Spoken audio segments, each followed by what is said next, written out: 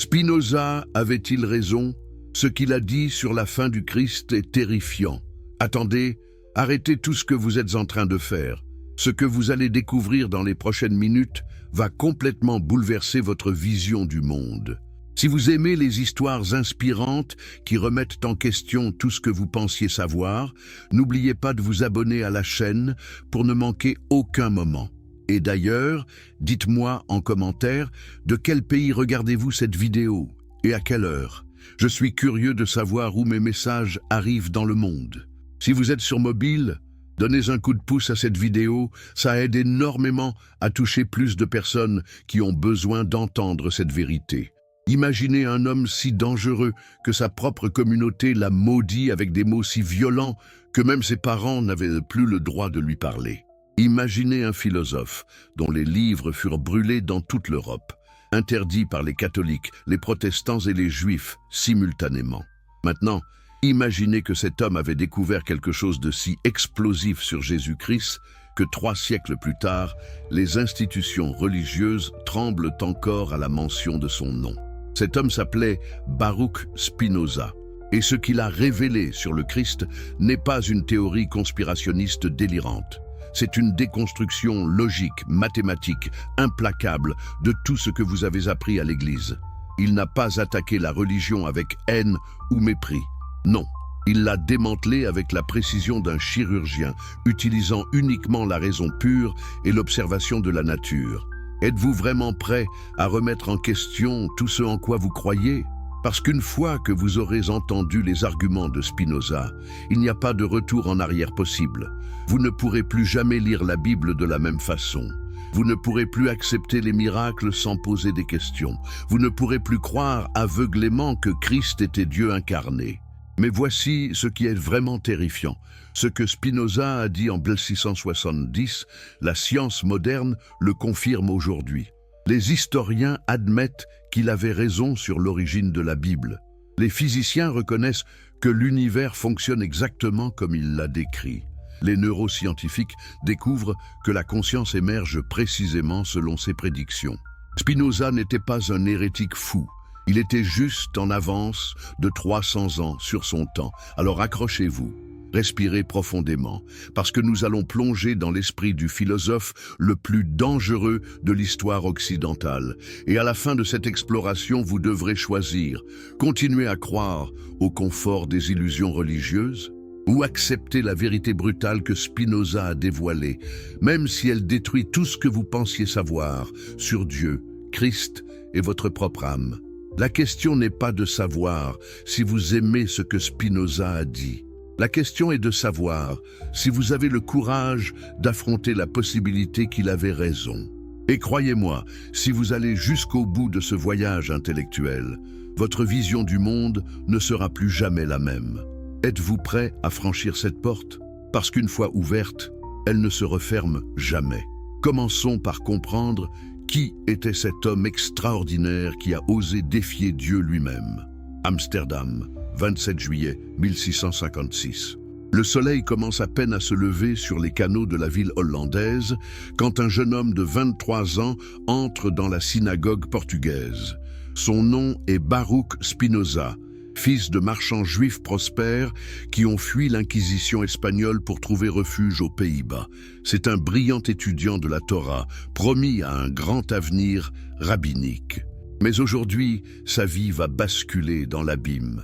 Les anciens de la communauté sont réunis, leurs visages sont graves, tendus.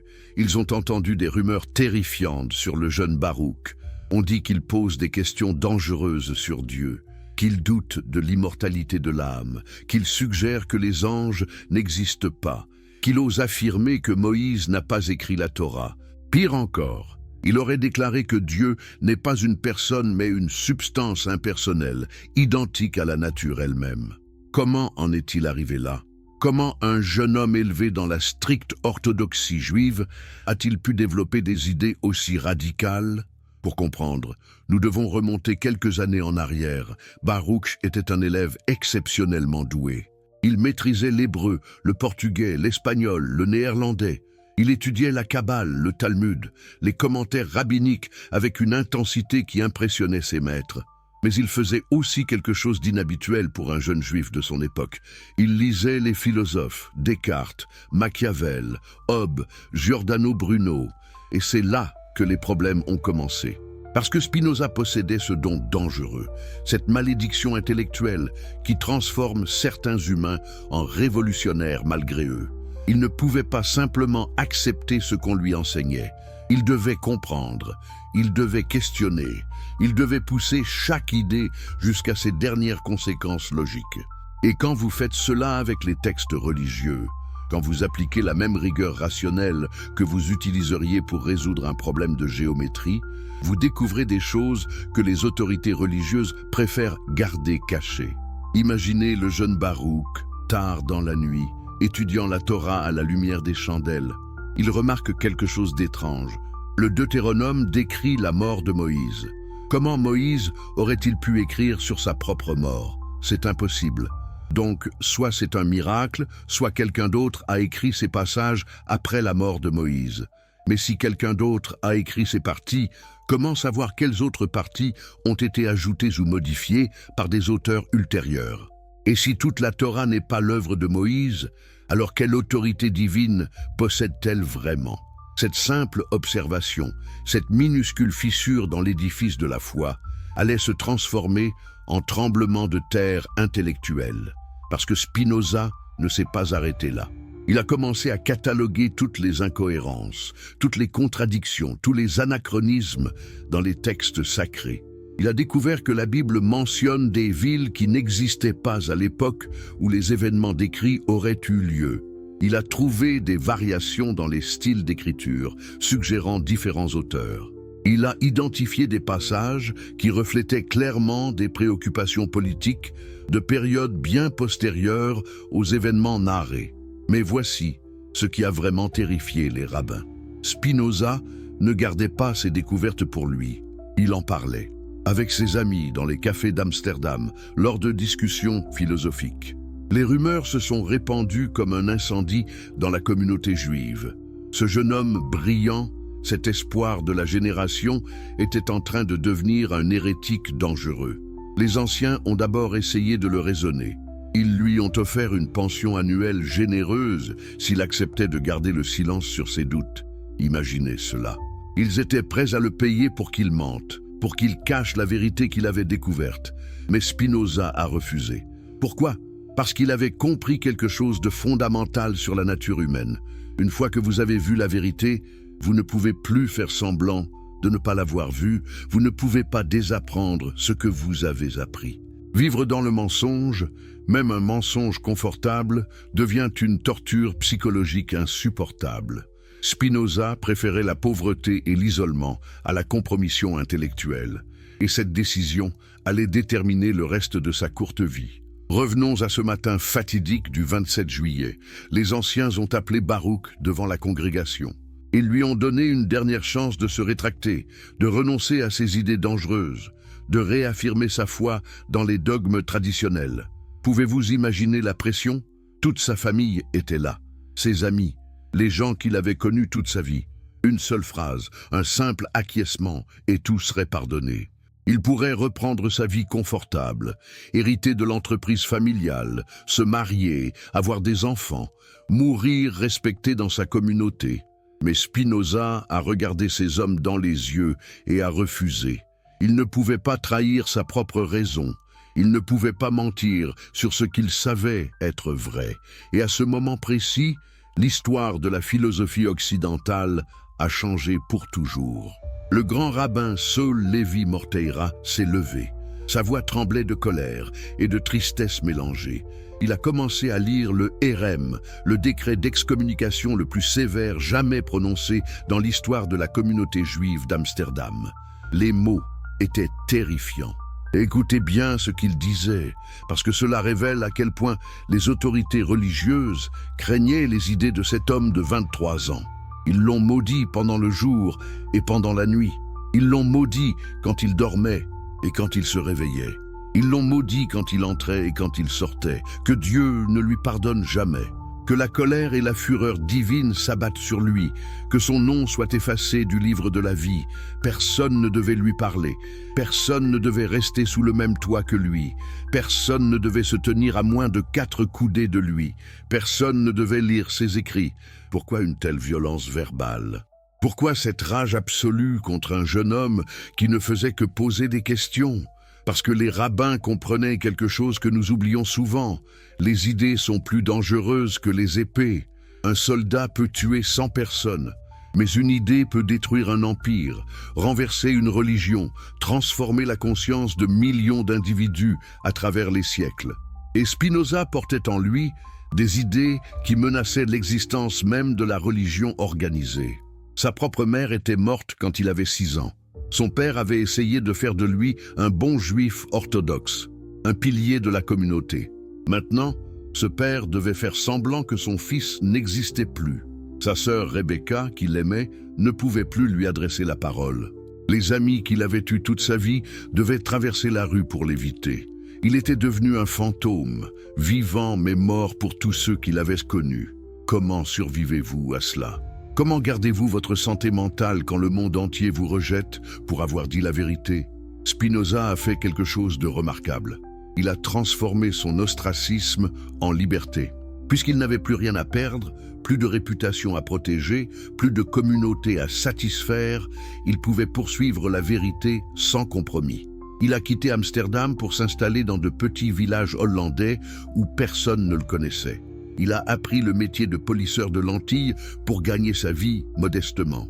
Et le soir, dans la solitude de sa chambre, il écrivait.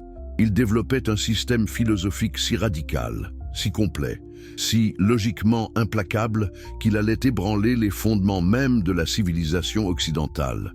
Il écrivait en latin pour que les érudits de toute l'Europe puissent le lire. Il utilisait la méthode géométrique d'Euclide, prouvant ses propositions philosophiques avec la même rigueur qu'on prouverait un théorème mathématique. Et dans ces pages, il déconstruisait systématiquement tout ce que le judaïsme et le christianisme enseignaient sur Dieu, Christ et la nature de la réalité. Mais Spinoza n'était pas stupide. Il savait que publier ses idées pourrait lui coûter la vie. L'Inquisition brûlait encore les hérétiques. Les protestants aussi exécutaient ceux qui défiaient l'orthodoxie. Même dans la relativement tolérante Hollande, il y avait des limites à ce que vous pouviez dire publiquement sur la religion. Alors il a publié son premier livre majeur, le traité théologico-politique, anonymement en 1670. Mais tout le monde savait qu'il avait écrit, et la réaction fut immédiate et violente. Les églises calvinistes l'ont dénoncé comme l'œuvre du diable. Les catholiques l'ont mis à l'index des livres interdits. Les rabbins juifs ont redoublé leur condamnation de cet homme maudit. Les autorités civiles hollandaises, sous pression des institutions religieuses, ont interdit la vente du livre. Mais c'était trop tard. Les exemplaires circulaient déjà clandestinement à travers toute l'Europe. Les intellectuels le lisaient en secret, choqués et fascinés par l'audace absolue de cette œuvre. Qu'est-ce que Spinoza avait écrit de si dangereux dans ce livre? Il avait systématiquement démoli l'autorité de la Bible en tant que parole divine. Il avait expliqué que les prophètes étaient des hommes avec une imagination puissante, pas des canaux directs de communication avec Dieu. Il avait soutenu que les miracles étaient impossibles, car il violerait les lois éternelles de la nature. Il avait déclaré que chaque individu avait le droit de penser librement sur la religion sans être contrôlé par les autorités ecclésiastiques. Et surtout, il avait suggéré que la religion devrait être séparée de l'État, que la foi était une affaire privée qui ne concernait pas le pouvoir politique. Ces idées nous semblent peut-être évidentes aujourd'hui. Mais en 1670, c'était de la pure dynamite intellectuelle. Spinoza jetait les bases de la modernité séculaire, de la démocratie libérale, de la liberté de penser. Il proposait un monde où les humains n'auraient plus besoin de prêtres pour médier leurs relations avec le divin, où la raison triompherait sur la superstition, où chacun serait libre de chercher la vérité selon sa propre conscience. Mais ce livre n'était que le début. Spinoza travaillait en parallèle sur son œuvre majeure, l'éthique, Un traité qui reformulait complètement notre compréhension de Dieu, de la nature, de l'esprit humain et du chemin vers le bonheur véritable. Ce livre ne serait publié qu'après sa mort en 1677, car Spinoza savait qu'il était trop dangereux pour être publié de son vivant. Et il avait raison. Quand l'Éthique est finalement parue, il a provoqué un scandale encore plus grand que le traité. Parce que dans l'Éthique, Spinoza ne se contentait pas de critiquer la religion. Il proposait une alternative complète. Vivant dans l'isolement, polissant ses lentilles le jour et développant sa philosophie la nuit, Spinoza recevait néanmoins des visiteurs. Des scientifiques venaient de le consulter sur l'optique. Des philosophes débattaient avec lui par correspondance. Même Leibniz, qui deviendrait l'un des plus grands penseurs du siècle, lui a rendu visite pour discuter de métaphysique.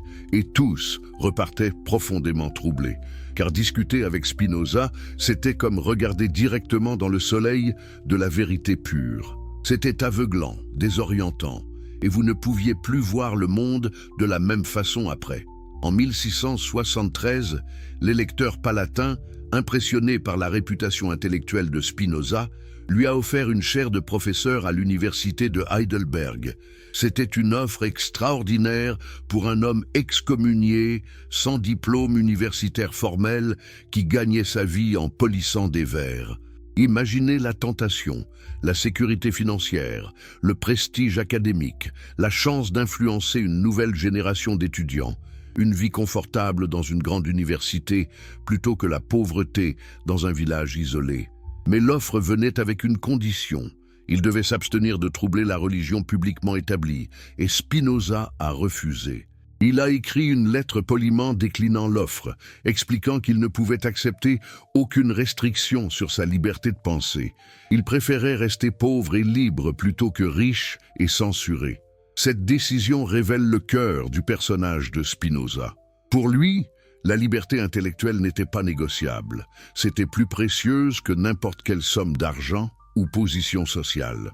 Et donc, il est resté dans son exil volontaire, travaillant sur sa philosophie, correspondant avec les plus grands esprits de son temps, vivant simplement avec le minimum nécessaire pour survivre. Sa santé, jamais robuste, se détériorait. Respirer la poussière de verre pendant des années en polissant des lentilles avait endommagé ses poumons. Il toussait constamment. Ses amis s'inquiétaient.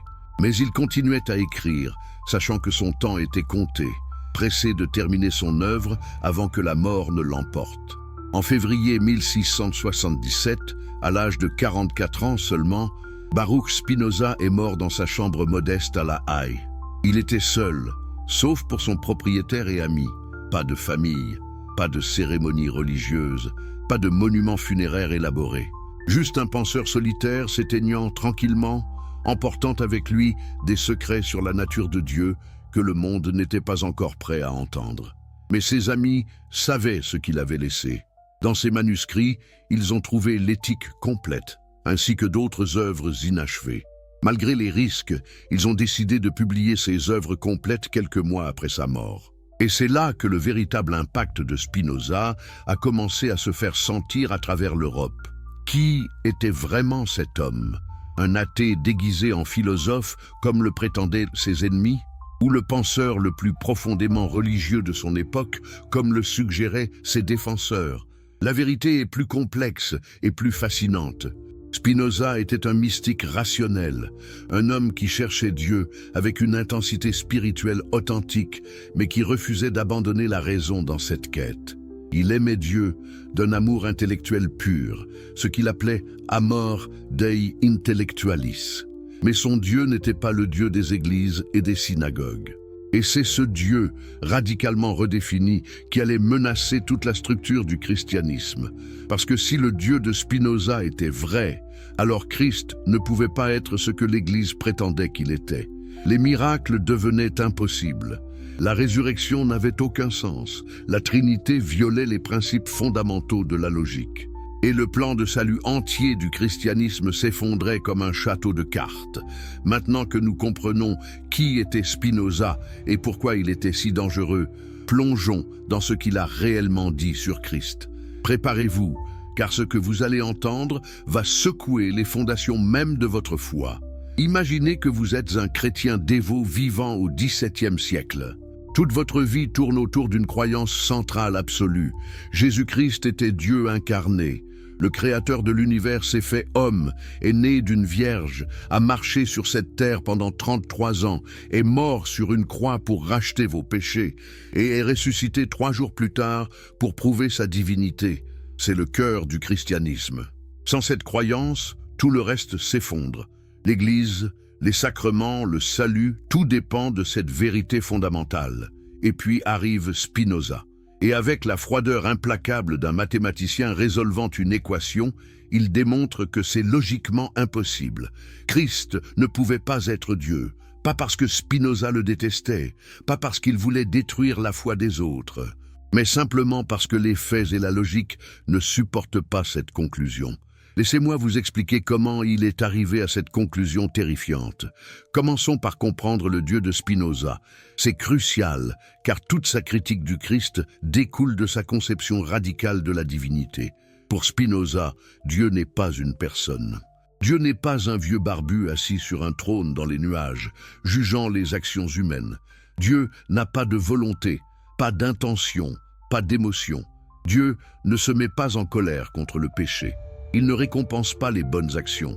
Il ne punit pas les méchants. Alors qu'est-ce que Dieu? Dieu est la substance unique et infinie dont tout le reste est fait. Dieu est identique à la nature elle-même. Chaque atome, chaque étoile, chaque pensée, chaque émotion est un mode, une manifestation de cette substance divine unique. Spinoza utilise la fameuse formule latine Deus sive natura, Dieu ou la nature. Les deux termes sont interchangeables, car ils désignent la même réalité fondamentale. L'univers entier n'est pas créé par Dieu comme un artisan fabrique un objet externe à lui. L'univers est Dieu se déployant lui-même selon des lois nécessaires et éternelles. Vous commencez à voir le problème? Si Dieu est une substance impersonnelle, infinie et nécessaire qui existe selon des lois immuables, comment pourrait-il devenir un homme particulier à un moment précis de l'histoire? Comment l'infini pourrait-il se limiter au fini? Comment l'éternel pourrait-il entrer dans le temps? Comment l'immuable pourrait-il changer? C'est une contradiction logique, pure et simple. Mais Spinoza va plus loin. Il explique que Dieu, étant parfait, ne peut pas vouloir quelque chose qu'il n'a pas déjà. La volonté implique un manque, un désir d'obtenir quelque chose qui nous manque.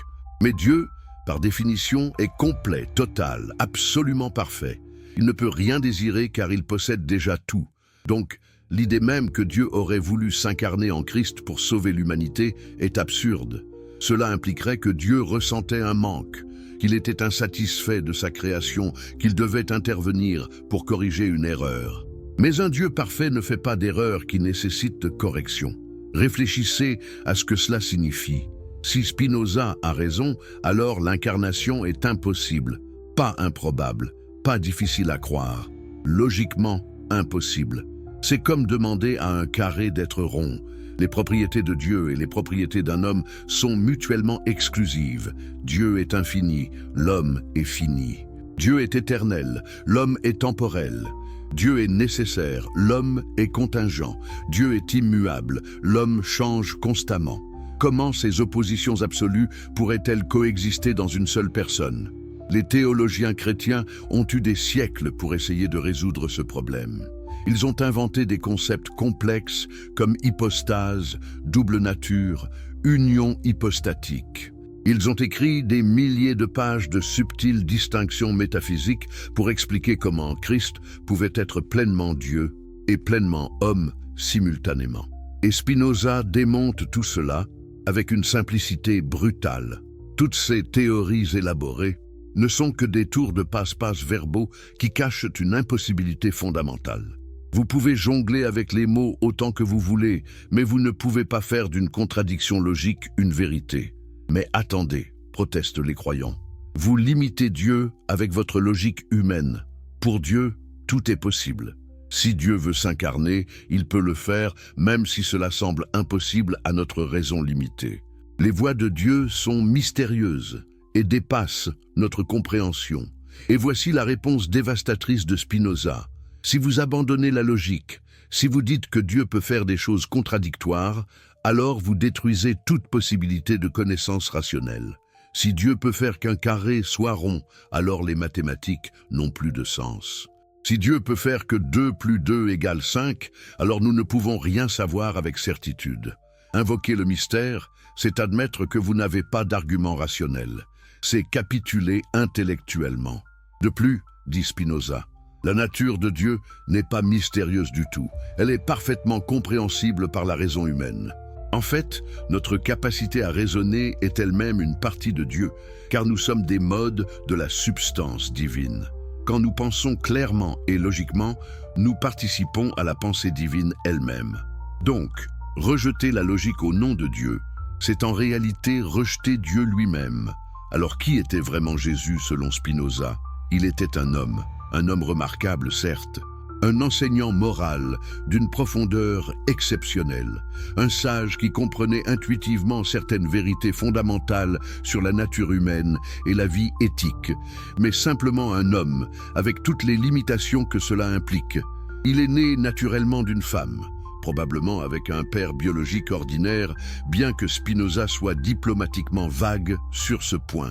Il a grandi, appris, développé ses idées à travers l'expérience et la réflexion, comme tout penseur le fait. Et finalement, il est mort sur la croix, et son corps s'est décomposé comme tous les corps le font. Mais alors, pourquoi Christ était-il si spécial? Qu'est-ce qui le distinguait des autres enseignants moraux de son époque? Spinoza répond que Christ possédait ce qu'on pourrait appeler une intuition philosophique exceptionnelle de la nature de Dieu et de la vie éthique. Il comprenait que Dieu n'est pas un tyran externe qui punit et récompense, mais une réalité immanente qui nous inclut. Il enseignait que la vraie religion n'est pas l'obéissance aveugle à des rituels, mais la pratique de la justice et de la charité. Il prêchait l'amour universel, la compassion, le pardon, non pas parce qu'un Dieu dans le ciel le commande, mais parce que c'est la façon rationnelle de vivre pour un être humain qui comprend sa vraie nature. En d'autres termes, Christ était un philosophe spinoziste avant Spinoza. Il avait atteint par l'intuition ce que Spinoza allait démontrer géométriquement 3 siècles plus tard. La grandeur de Christ ne résidait pas dans une nature divine, mais dans la clarté de sa compréhension humaine. C'était un prophète de la raison, pas un canal de révélation surnaturelle. Pensez à l'audace de cette affirmation. Spinoza prend la figure centrale du christianisme et la transforme complètement. Il ne rejette pas Christ, au contraire, il respecte profondément son enseignement éthique. Mais il arrache Christ des mains de l'Église et le rend à l'humanité. Christ n'appartient plus aux prêtres et aux théologiens. Il devient un modèle accessible à tous, pas parce qu'il était Dieu, mais précisément parce qu'il était pleinement humain et qu'il a montré ce dont l'humanité est capable quand elle atteint la sagesse rationnelle. Mais la question brûlante reste, si Christ n'était pas Dieu, pourquoi les évangiles le présentent-ils comme tel? Pourquoi affirme-t-il qu'il est ressuscité d'entre les morts? Pourquoi raconte-t-il ces miracles? Pourquoi Paul et les autres apôtres ont-ils fondé une religion entière sur sa divinité? Spinoza a une réponse, et elle est encore plus troublante que sa négation de la divinité du Christ. Les évangiles, explique Spinoza, n'étaient pas destinés à être des récits historiques précis. C'était de la littérature théologique écrite pour persuader, pour inspirer, pour créer une communauté de croyants. Les auteurs des évangiles écrivaient plusieurs décennies après la mort de Christ, dans une période de fermentation religieuse intense. Ils mélangeaient des souvenirs réels de l'enseignement de Jésus avec des traditions orales qui s'étaient déformées et amplifiées avec le temps, des éléments empruntés à d'autres cultes à mystère méditerranéens et leurs propres interprétations théologiques. Et surtout, ils avaient un agenda politique.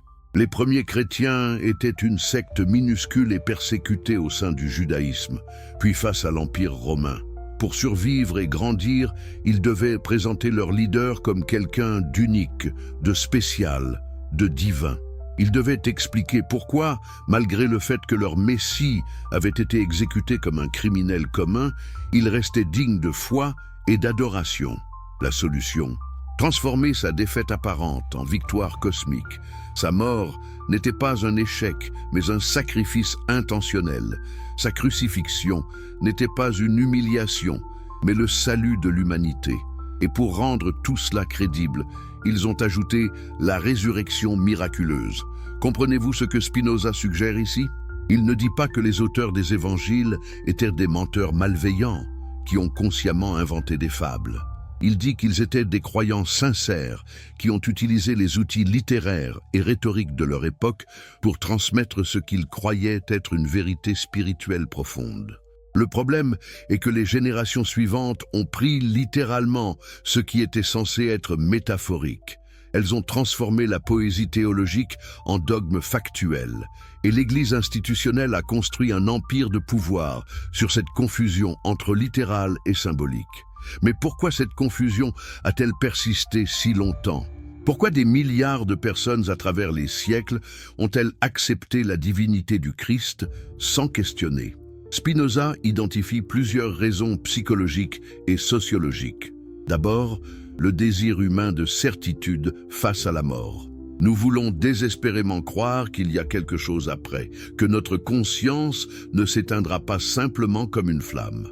L'idée d'un Dieu qui vainque la mort en ressuscitant est incroyablement séduisante pour des êtres mortels terrifiés par le néant. Ensuite, le besoin de justice cosmique. Le monde est manifestement injuste. Les méchants prospèrent pendant que les bons souffrent. Cela nous révolte émotionnellement. Nous voulons croire qu'il existe un juge suprême qui finalement rétablira l'équilibre, punira les oppresseurs, récompensera les vertueux.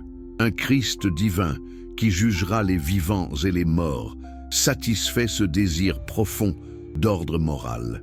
Troisièmement, la paresse intellectuelle. Penser par soi-même est difficile, c'est épuisant, c'est angoissant. Il est beaucoup plus facile d'accepter ce que les autorités nous disent, de suivre les traditions, de ne pas questionner. L'Église offre un système de croyances préemballé qui répond à toutes les questions. Pourquoi rejeter ce confort? Seulement si vous aimez la vérité plus que le confort, dit Spinoza. Quatrièmement, et c'est peut-être le plus important, la peur de la punition. L'Église a créé un système de terreur psychologique incroyablement efficace. Questionnez la divinité du Christ et vous risquez la damnation éternelle. Doutez des dogmes et vous serez torturé dans les flammes de l'enfer pour toujours. Cette menace paralysante empêche la plupart des gens d'examiner rationnellement leurs croyances. Même si une partie de leur esprit doute, ils suppriment ces doutes par peur pure. Enfin, il y a le pouvoir de la communauté et de la tradition. Quand tout le monde autour de vous croit quelque chose, quand c'est enseigné dès l'enfance, quand c'est tissé dans le tissu social de votre culture, il faut un courage extraordinaire pour dire non, je ne crois pas. Vous risquez l'ostracisme, exactement ce que Spinoza a vécu. La plupart des gens préfèrent appartenir que d'avoir raison. Mais Spinoza ose poser la question dérangeante. Et si toutes ces raisons psychologiques, sociales et politiques expliquent mieux la croyance en la divinité du Christ que l'idée qu'il était réellement Dieu? Et si 2000 ans de christianisme étaient construits sur un malentendu fondamental de qui était Jésus et de ce qu'il enseignait vraiment? Les implications sont vertigineuses. Si Christ n'était pas Dieu, alors il n'y a pas eu de rédemption du péché originel. Il n'y a pas eu de sacrifice expiatoire. Il n'y a pas de salut par la foi en Christ. Il n'y a pas de communion mystique avec le corps et le sang divin. Il n'y a pas de seconde venue. Il n'y a pas de jugement dernier. Toute la structure du christianisme s'effondre comme un édifice dont on a retiré la pierre angulaire. Et qu'est-ce qui reste? Un enseignement éthique sobre sur la justice, la charité et l'amour. Précieux, certes, mais pas unique au christianisme. Vous pourriez trouver des enseignements similaires chez les stoïciens, chez Bouddha, chez Confucius, chez n'importe quel philosophe moral de l'Antiquité. Christ perd son caractère unique et salvateur. Il devient juste un sage parmi d'autres sages. C'est pour cette raison que les chrétiens ont considéré Spinoza comme plus dangereux que n'importe quel athée. Un athée rejette Dieu complètement. Vous pouvez le dénoncer comme un fou pécheur et avoir fini avec lui. Mais Spinoza ne rejetait pas Dieu. Il proposait un Dieu différent, plus rationnel, plus cohérent. Et dans sa conception de Dieu, il n'y avait simplement pas de place pour un Christ divin.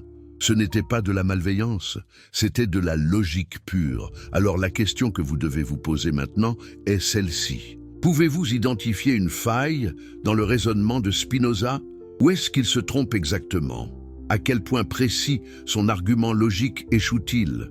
Si vous ne pouvez pas identifier une erreur claire dans sa chaîne de raisonnement, alors peut-être devez-vous considérer sérieusement la possibilité terrifiante qu'il avait raison, que Christ était juste un homme brillant, que sa divinité était une invention humaine, que vous avez cru toute votre vie en une belle histoire, mais une histoire quand même. Êtes-vous prêt à explorer encore plus profondément? Parce que si la négation de la divinité du Christ vous a choqué, attendez de découvrir ce que Spinoza dit sur les miracles. C'est là que ça devient vraiment troublant. Que signifie exactement le mot miracle? C'est un événement qui viole les lois naturelles, n'est-ce pas? Une suspension temporaire des règles ordinaires de cause à effet. Quelque chose d'impossible se produit parce que Dieu intervient et modifie le cours normal de la nature. Un homme marche sur l'eau, même si la densité du corps humain devrait le faire couler. 5 pains nourrissent 5000 personnes, même si la conservation de la masse devrait rendre cela impossible. Un mort revient à la vie, même si la décomposition cellulaire est irréversible. C'est le concept standard du miracle dans toutes les religions théistes. Et Spinoza dit que c'est un non-sens absolu. Pas parce que de telles choses ne se sont jamais produites, ce qui serait une affirmation empirique difficile à prouver, mais parce que le concept même de miracle est contradictoire, donc impossible même en théorie. Laissez-moi vous expliquer ce raisonnement qui va faire exploser votre compréhension de la réalité. Commençons par les lois de la nature. Qu'est-ce qu'elles sont selon Spinoza? Ce ne sont pas des règles arbitraires que Dieu a inventées et imposées à la matière, comme un législateur humain qui écrit des lois civiles. Ce sont des expressions de la nature même de Dieu. Les lois physiques découlent nécessairement de l'essence de la substance divine. Elles ne peuvent pas être autres qu'elles sont, pas plus que les propriétés d'un triangle peuvent être autres. Les angles d'un triangle doivent toujours totaliser 180 degrés. Ce n'est pas une règle que quelqu'un a décidée, c'est une nécessité logique découlant de la définition même d'un triangle. De la même manière, la gravité, l'électromagnétisme, la conservation de l'énergie, toutes ces lois physiques sont des nécessités découlant de la nature de Dieu. Elles sont éternelles et immuables, parce que Dieu est éternel et immuable. Maintenant, réfléchissez à ce que cela implique pour les miracles. Si un miracle suspend les lois naturelles, cela signifie que Dieu suspend sa propre nature.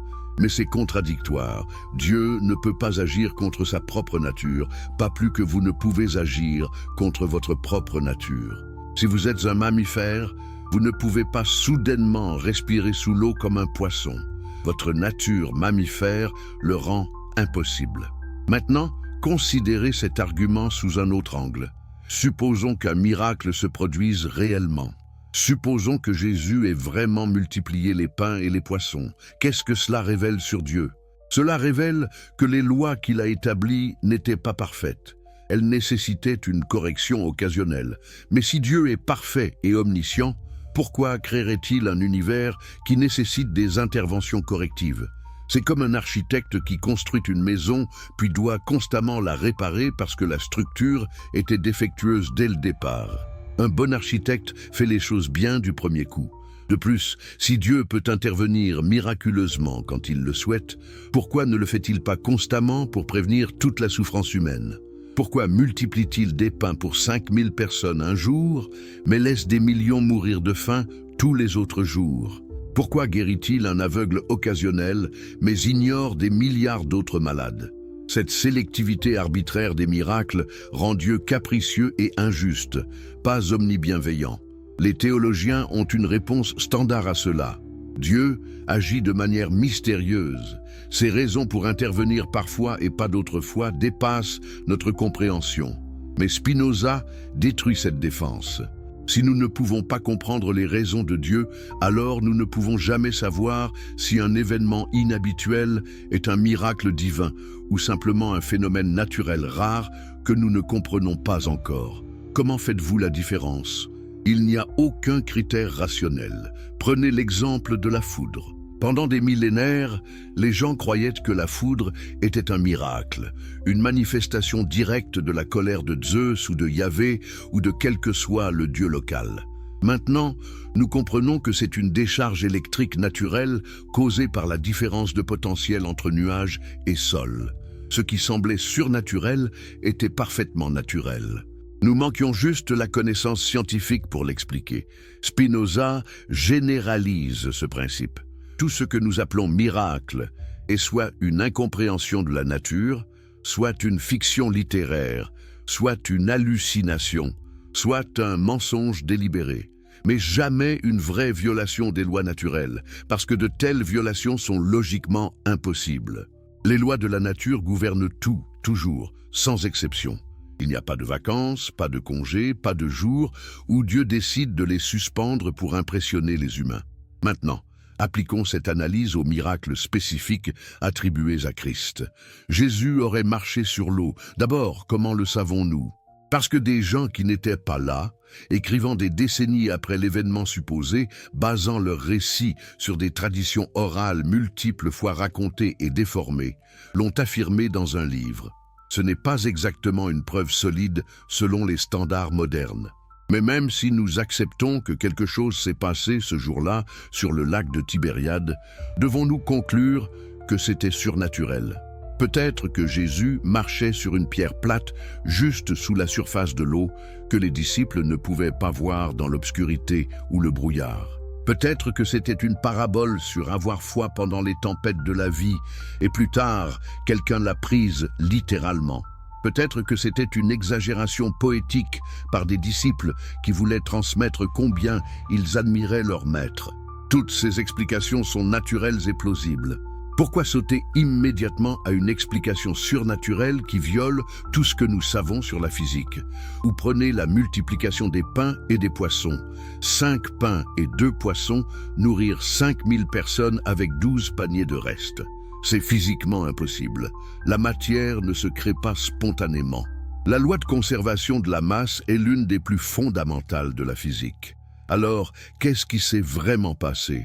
Peut-être que Jésus encourageait les gens à partager la nourriture qu'ils avaient apportée cachée, et quand tout le monde a partagé, il y avait assez pour tous. Belle leçon morale sur la générosité transformée en conte magique à travers des répétitions orales. Ou peut-être que toute l'histoire est une allégorie sur Jésus nourrissant spirituellement les foules avec son enseignement, symboliquement représenté comme nourriture physique.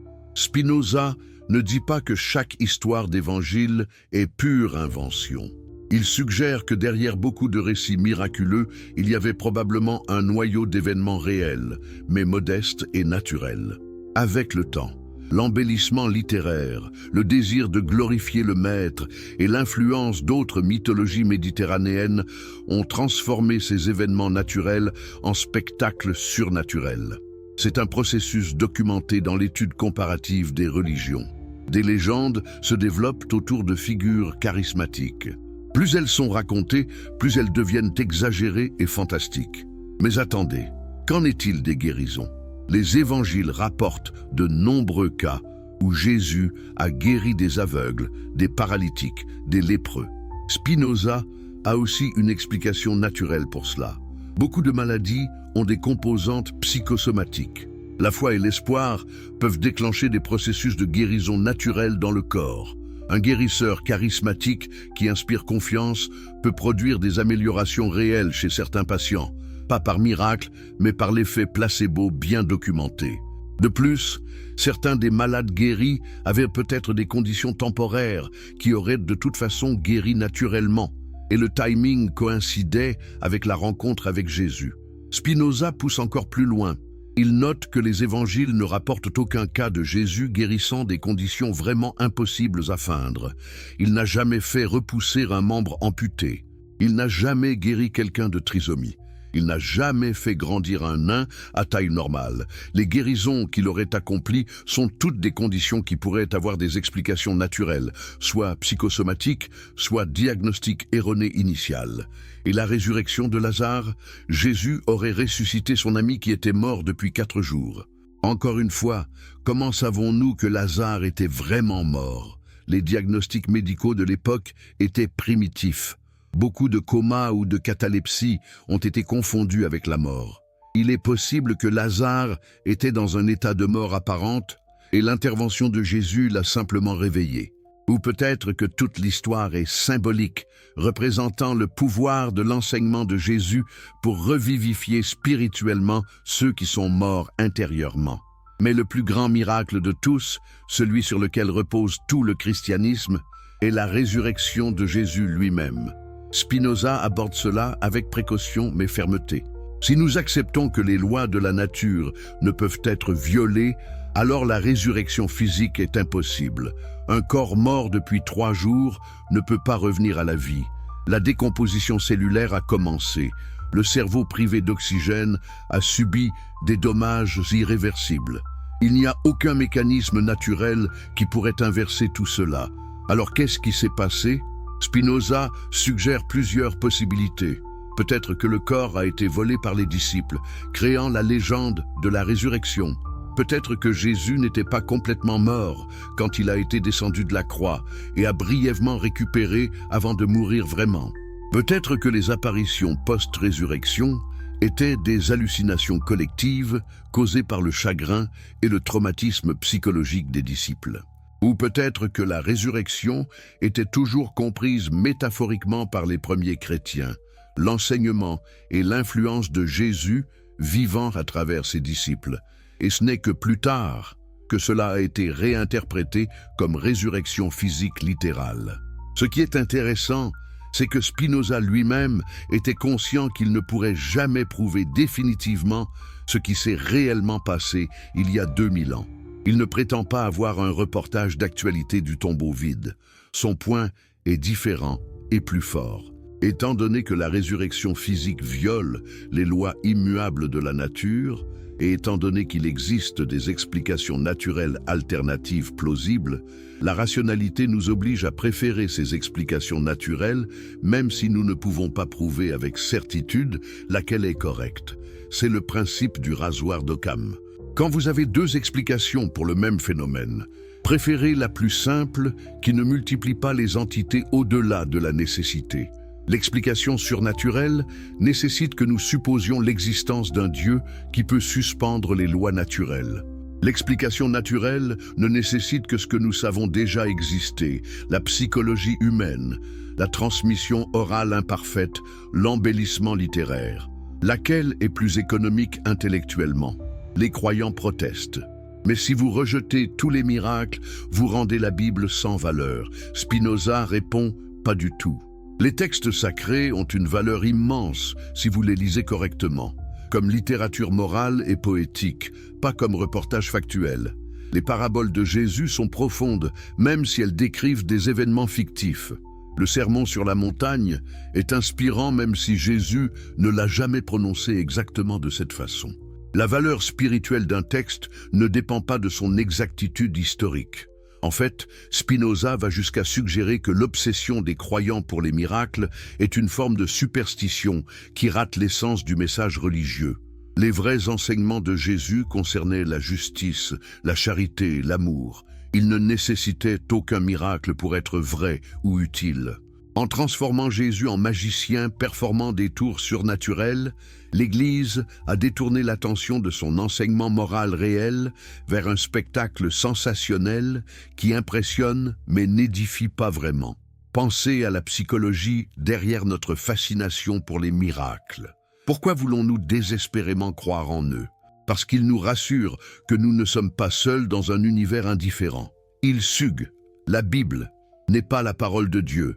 La révélation choquante de Spinoza. Vous pensiez que les miracles étaient impossibles. Attendez de découvrir ce que Spinoza a révélé sur la Bible elle-même. Si vous aimez les histoires inspirantes qui bouleversent tout ce que vous croyez savoir, N'oubliez pas de vous abonner à la chaîne pour ne manquer aucun moment de cette exploration explosive de la vérité.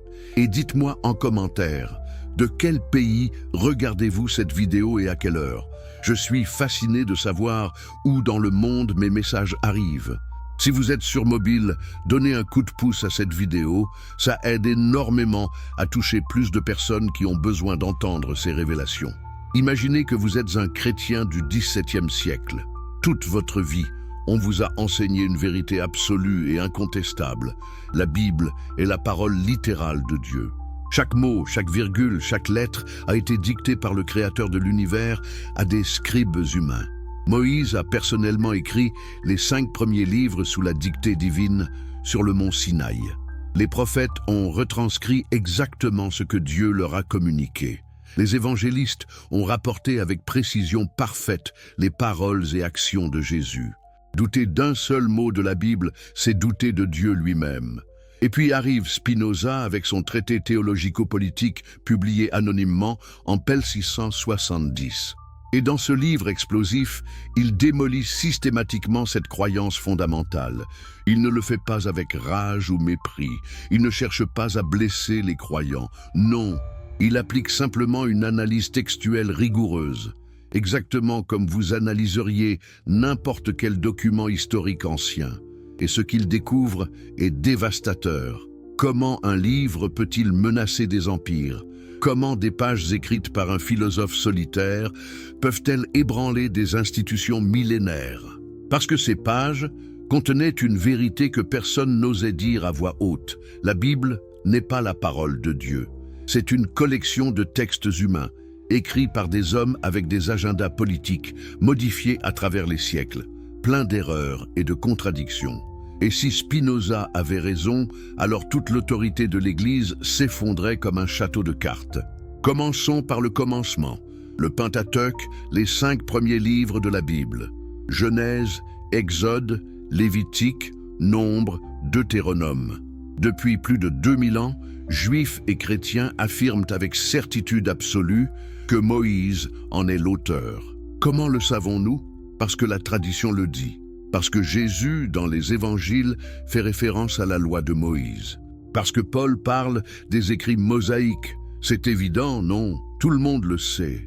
Personne ne questionne. Et Spinoza demande la question la plus simple du monde, celle qu'un enfant pourrait poser mais que personne n'osait. Si Moïse a écrit ces livres, comment a-t-il pu décrire sa propre mort et son enterrement dans le Deutéronome? Vous voyez le problème? Le dernier chapitre du Deutéronome raconte comment Moïse est mort et a été enterré dans un lieu que personne ne connaît jusqu'à ce jour. Moïse aurait écrit cela comment exactement? Depuis l'au-delà, c'est absurde. Mais peut-être que quelqu'un d'autre a ajouté ce dernier chapitre après la mort de Moïse. D'accord, admettons. Mais alors le Pentateuque n'est pas entièrement l'œuvre de Moïse. Il a au moins un autre auteur. Et si un chapitre a été ajouté, qu'est-ce qui nous garantit que d'autres parties n'ont pas été modifiées, ajoutées, éditées au fil du temps?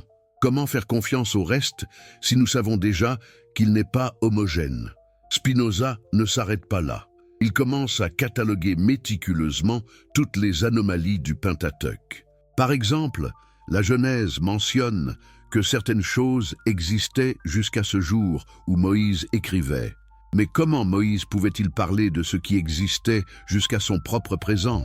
C'est une formulation qu'un historien ultérieur utiliserait, pas l'auteur contemporain des événements. C'est comme si quelqu'un écrivant en 2026 disait « Et cette ville existe encore aujourd'hui en 2026 ». Ça n'a pas de sens. On dirait plutôt « Cette ville existe encore ». Le jusqu'à ce jour révèle un écart temporel entre les événements décrits et l'écriture. Plus troublant encore, le Pentateuque mentionne des rois d'Israël.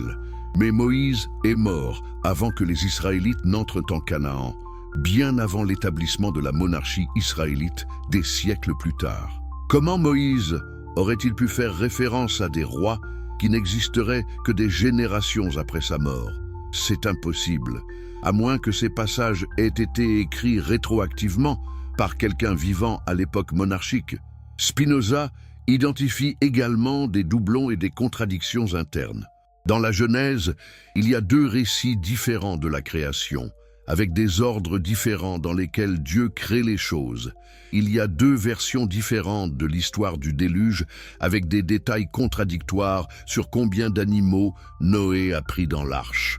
Il y a des variations dans les noms que Dieu utilise pour se désigner à différents moments.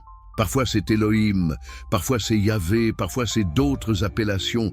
Pourquoi ces variations si c'est un texte unifié par un seul auteur?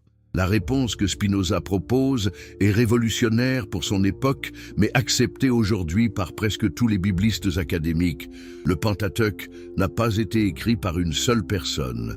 C'est une compilation de multiples sources écrites à différentes périodes par différents auteurs avec différentes perspectives théologiques. Ces sources ont été tissées ensemble par des éditeurs ultérieurs, créant un texte composite plein de coutures visibles si vous savez où regarder. Pensez à ce que cela signifie. Pendant des millénaires, des milliards de personnes ont fondé leur vie, leur moralité, leur compréhension de Dieu sur un texte qu'ils croyaient directement inspiré par le divin. Et il s'avère que c'est un patchwork humain, assemblé et réassemblé à travers les siècles par des scribes et des prêtres avec leurs propres agendas. Toute l'autorité divine de ces textes s'évapore instantanément. Mais Spinoza ne s'attaque pas seulement au Pentateuque. Il examine tous les livres de l'Ancien Testament avec le même œil critique. Les livres historiques, Josué, Juges, Samuel, Rois, présentent des incohérences chronologiques flagrantes. Les nombres de guerriers dans les batailles varient absurdement entre différents récits du même événement. Parfois, les totaux sont physiquement impossibles, dépassant la population totale probable de la région à cette époque. Les livres prophétiques posent un autre problème. On nous dit qu'Isaïe, Jérémie, Ézéchiel ont prophétisé l'avenir, prédisant des événements qui se sont ensuite réalisés, prouvant leur inspiration divine. Mais Spinoza fait une observation dévastatrice. Si vous lisez attentivement ces prophéties, beaucoup d'entre elles ne se sont jamais réalisées. Certaines prédictions spécifiques sur des villes qui devaient être détruites ne se sont jamais concrétisées. D'autres prophéties sont si vagues qu'elles peuvent être interprétées pour correspondre à presque n'importe quel événement ultérieur. C'est le même tour que les astrologues utilisent, des déclarations assez générales que les gens projettent ensuite sur leur réalité. De plus, beaucoup de ces prophéties ont probablement été écrites après les événements qu'elles prétendent prédire. Comment sait-on cela? Par l'analyse linguistique et historique. Certains passages du livre d'Isaïe, par exemple, font référence à des événements et utilisent un vocabulaire qui n'existait qu'à l'époque de l'exil babylonien, des siècles après la mort du prophète Isaïe historique. La conclusion? Ces sections ont été écrites plus tard et attribuées rétroactivement à Isaïe pour leur donner autorité. Pourquoi les auteurs bibliques faisaient-ils cela? Pourquoi attribuer vos propres écrits à des figures anciennes et vénérées? Spinoza explique que c'était une pratique littéraire courante dans le monde ancien. Les auteurs voulaient que leurs idées soient prises au sérieux, alors ils les mettaient dans la bouche d'autorités respectées du passé.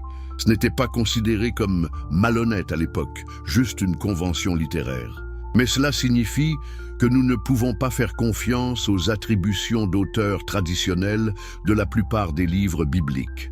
Les psaumes sont attribués à David, mais l'analyse textuelle montre qu'ils ont été écrits sur une période de plusieurs siècles par de nombreux auteurs différents. Les proverbes sont attribués à Salomon, mais ils contiennent du matériel qui provient clairement de sources égyptiennes et mésopotamiennes antérieures, simplement adaptées au contexte israélite. L'Ecclésiaste est aussi attribué à Salomon, mais son langage et ses idées philosophiques reflètent une période hellénistique bien postérieure, probablement le IIIe siècle avant Jésus-Christ. Est-ce que vous commencez à voir le pattern? Presque aucun livre de l'Ancien Testament n'a été écrit par la personne à qui il est traditionnellement attribué. Ce sont des compositions anonymes ou pseudépigraphiques, assemblées au fil du temps, éditées et rééditées par différentes communautés de scribes avec différentes préoccupations théologiques et politiques. La Bible est moins la parole de Dieu que les archives littéraires d'un peuple essayant de comprendre son histoire et sa relation avec le divin à travers des siècles tumultueux. Et qu'en est-il du Nouveau Testament? Sûrement les évangiles sont des témoignages oculaires fiables des paroles et actions de Jésus. Spinoza détruit cette illusion aussi. Premièrement, les évangiles sont anonymes. Les noms Matthieu, Marc, Luc, Jean ont été attachés à ces textes par la tradition ecclésiastique du IIe siècle, mais les textes eux-mêmes ne nomment jamais leurs auteurs. Nous ne savons pas qui les a vraiment écrits. Deuxièmement, ils ont été écrits entre 40 et 70 ans après la mort de Jésus par des personnes qui ne l'ont jamais rencontré. Ils sont basés sur des traditions orales qui avaient circulé pendant des décennies, se transformant et s'embellissant à chaque répétition, comme dans un téléphone arabe géant. Comment faire confiance à l'exactitude de tels récits? Troisièmement, les évangiles se contredisent constamment entre eux sur des détails importants. Quand Jésus a-t-il chassé les marchands du temple? Au début de son ministère selon Jean, à la fin selon les synoptiques. Combien de femmes sont allées au tombeau le matin de Pâques? Les évangiles donnent des nombres différents. Qu'ont-elles trouvé là-bas? Un ange? 2 anges? Un jeune homme? Les récits varient. Si ce sont des témoignages oculaires inspirés par Dieu, pourquoi ces incohérences? Spinoza souligne que ces contradictions ne sont pas des détails triviaux.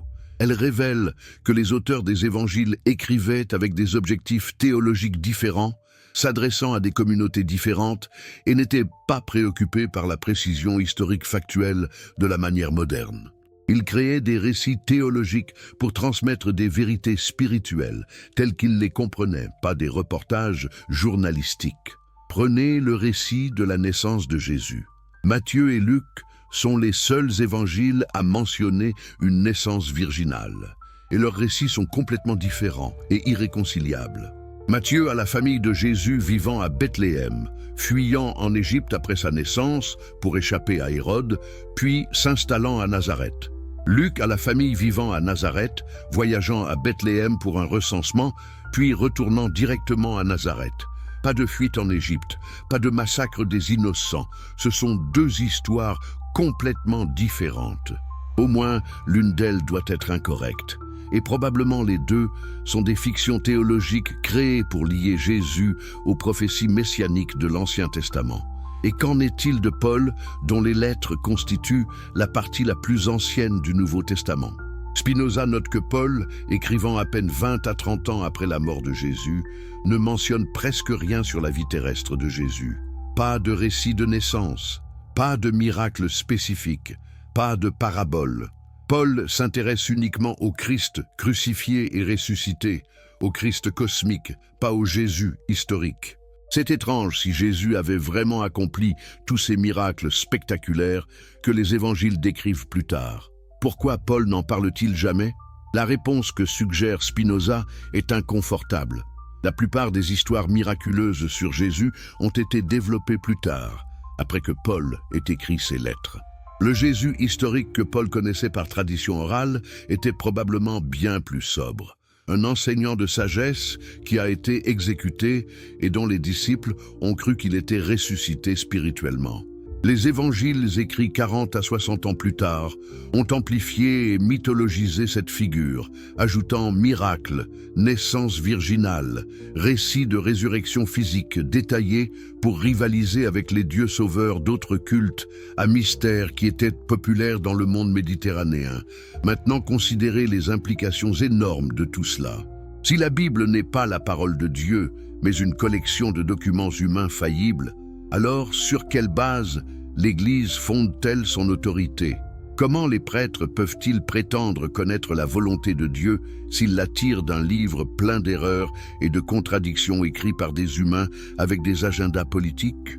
Toute la structure du pouvoir ecclésiastique repose sur l'idée que la Bible est infaillible et que les prêtres sont les interprètes autorisés de ce texte infaillible. Détruisez cette fondation et l'édifice entier s'effondre. Spinoza va encore plus loin. Il ne se contente pas de montrer que la Bible est humaine. Il explique pourquoi elle a été écrite et comment elle a fonctionné socialement. L'Ancien Testament, dit-il, était essentiellement le code légal et la mythologie fondatrice de l'ancien Israël.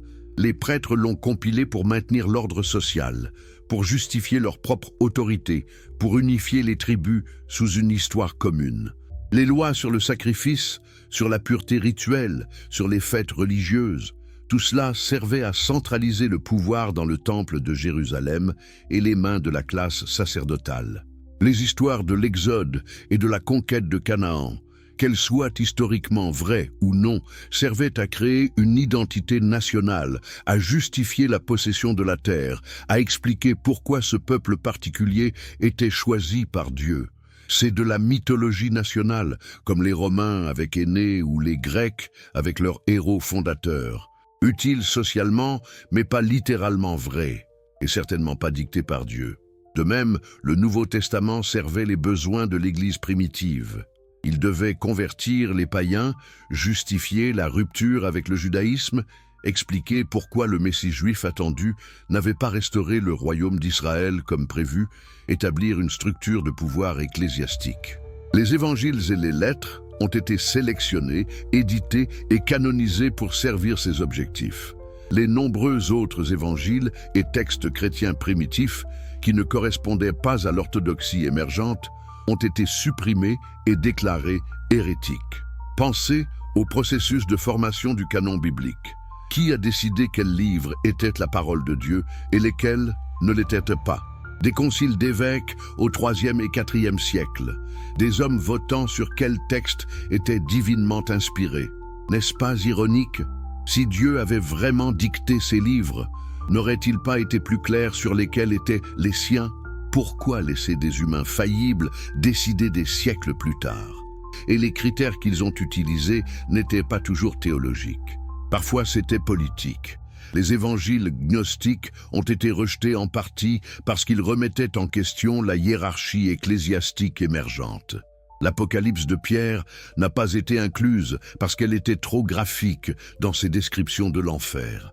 Le pasteur d'Hermas était largement lu et respecté, mais finalement exclu. Ces décisions humaines contingentes déterminent maintenant ce que des milliards de personnes considèrent comme la parole de Dieu. Spinoza souligne également comment les traductions de la Bible ont introduit encore plus d'erreurs et de distorsions. La plupart des chrétiens ne lisaient pas l'hébreu ou le grec original. Ils dépendaient de traductions latines, comme la Vulgate, qui contenait déjà des interprétations et des choix de mots qui favorisaient certaines lectures théologiques sur d'autres. Puis, ces traductions latines ont été traduites en langue vernaculaire, ajoutant encore plus de couches d'interprétation et d'erreurs potentielles. Un exemple classique. La prophétie d'Isaïe que les chrétiens citent pour prouver la naissance virginale de Jésus. L'hébreu original dit qu'une jeune femme concevra et enfantera un fils. Le mot hébreu alma signifie simplement jeune femme, pas nécessairement vierge. Mais quand ce texte a été traduit en grec dans la Septante, les traducteurs ont utilisé le mot parthénos, qui signifie spécifiquement vierge. Cette erreur ou ce choix de traduction a alors été utilisé pour justifier rétroactivement la doctrine de la naissance virginale. Une croyance centrale du christianisme repose sur une mauvaise traduction. Combien d'autres doctrines chrétiennes reposent sur des malentendus, des mauvaises traductions, des lectures hors contexte de passages bibliques? Spinoza suggère que beaucoup le sont. Le concept de Trinité ne se trouve nulle part explicitement dans la Bible. Il a dû être développé théologiquement au cours de plusieurs siècles de débats acrimonieux, avec différentes factions s'excommuniant mutuellement pour désaccord sur la nature exacte de la relation entre Père, Fils et Esprit. Si c'était vraiment une vérité divine claire, pourquoi tant de confusion et de conflits? Le concept d'enfer éternel n'est pas non plus aussi clair dans la Bible que les prédicateurs le prétendent. Beaucoup de passages que nous traduisons par enfer dans le Nouveau Testament utilisent des mots grecs comme Hadès ou Géhenne, qui ont des significations différentes et plus nuancées. Géhenne fait référence à une vraie vallée près de Jérusalem, où les ordures étaient brûlées. L'utiliser métaphoriquement pour le châtiment post-mortem est une chose, mais la transformer en doctrine littérale d'une torture éternelle en est une autre. Et que dire de la contradiction fondamentale entre l'Ancien et le Nouveau Testament? Le Dieu jaloux et vengeur de l'Ancien Testament, qui ordonne le génocide des Cananéens et qui punit la désobéissance avec une violence extrême, semble difficilement réconciliable avec le Dieu d'amour que Jésus prêche dans le Nouveau Testament. Les théologiens chrétiens ont dépensé d'énormes efforts pour harmoniser ces deux portraits, prétendant qu'ils sont le même Dieu, révélant différents aspects de sa nature à différentes époques. Mais Spinoza suggère une explication plus simple. Ce sont deux conceptions différentes de Dieu, développées par différentes communautés à différentes périodes historiques, maladroitement cousues ensemble dans un seul canon. Mais voici peut-être l'observation la plus subversive de Spinoza. Même si nous acceptions que la Bible était parfaitement vraie et précise, elle ne pourrait toujours pas être la base d'une véritable connaissance de Dieu. Pourquoi ? Parce que les mots humains sont inadéquats pour capturer la nature divine infinie. Le langage humain évolue avec des références à des expériences sensorielles finies. Comment de tels mots pourraient-ils décrire un être qui transcende complètement l'expérience humaine ? Quand la Bible dit que Dieu est en colère, elle utilise un terme anthropomorphique basé sur l'émotion humaine. Mais Dieu, tel que Spinoza le comprend, ne peut pas avoir d'émotion car les émotions impliquent changement et Dieu est immuable. Quand la Bible dit que Dieu parle, elle utilise une métaphore basée sur la communication humaine. Mais Dieu ne peut pas littéralement parler car parler nécessite un corps physique avec des cordes vocales. Toute description biblique de Dieu est nécessairement métaphorique, anthropomorphique, inadéquate. Donc même dans le meilleur scénario, la Bible ne peut être qu'une approximation poétique très imparfaite de vérité divine qui dépasse complètement le langage humain. La prendre littéralement, c'est confondre le doigt pointant vers la lune avec la lune elle-même. C'est une erreur catégorielle qui mène inévitablement à l'absurdité et à la superstition. Alors quelle est la vraie valeur de la Bible selon Spinoza? Elle a une valeur morale et sociale. Elle enseigne la justice et la charité à travers des histoires et des commandements. Elle a aidé à organiser des sociétés anciennes et à transmettre la sagesse éthique à travers les générations. Mais elle n'est pas la parole littérale de Dieu. Elle n'est pas infaillible. Elle ne devrait pas être la base de la connaissance scientifique ou philosophique sur la nature de la réalité. Elle est un document humain précieux quand lu correctement, dangereux quand absolutisé. Cette perspective libère les humains d'une soumission aveugle à un texte ancien qui contient à la fois sagesse et barbarie. Nous pouvons apprécier les enseignements éthiques profonds de Jésus tout en rejetant les passages qui appellent à l'esclavage ou à la soumission des femmes. Nous pouvons admirer les psaumes comme poésie tout en reconnaissant que leurs images de Dieu sont des projections humaines. Nous pouvons étudier la Bible comme littérature et histoire fascinante sans lui accorder une autorité divine qu'elle ne possède pas. Mais pour l'Église du XVIIe siècle, cette approche était un anathème total. Si la Bible n'était pas infaillible, toute leur structure de pouvoir s'effondrait. Ils ne pouvaient pas permettre aux gens de lire Spinoza. Donc ils ont fait tout leur possible pour supprimer son traité, pour le dénoncer comme l'œuvre du diable, pour menacer quiconque le lisait avec la damnation éternelle. Mais c'était trop tard. L'idée était dans le monde. Une fois que vous montrez aux gens comment analyser la Bible de manière critique, comment identifier ses contradictions et ses origines humaines, vous ne pouvez pas effacer cette connaissance. Elle se répand inexorablement à travers les générations.